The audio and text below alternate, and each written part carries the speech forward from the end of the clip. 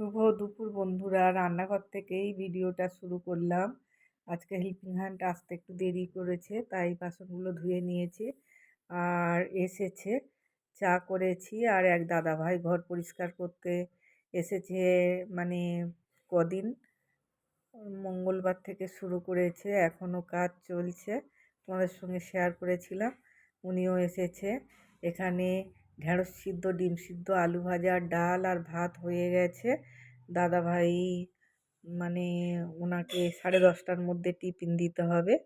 চা খাওয়া হয়ে গেছে। এখানে পেঁপে আলু মাছ দিয়ে ঝোল করছি। ওনার গ্যাসের সমস্যা আছে, তাই জন্য উনি ডাল খায় না।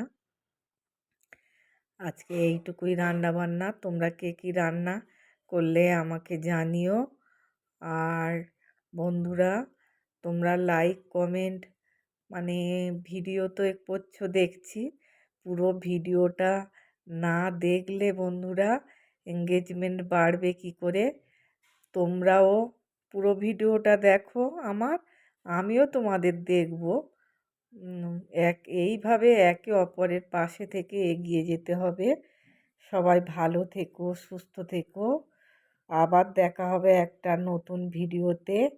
আমার এই রান্না হয়ে গেছে, এবারে দাদা ভাইকে আমি খেতে দিয়ে দিচ্ছি। তোমরা এইভাবে একে অপরের পাশে থেকে এগিয়ে যাব, এই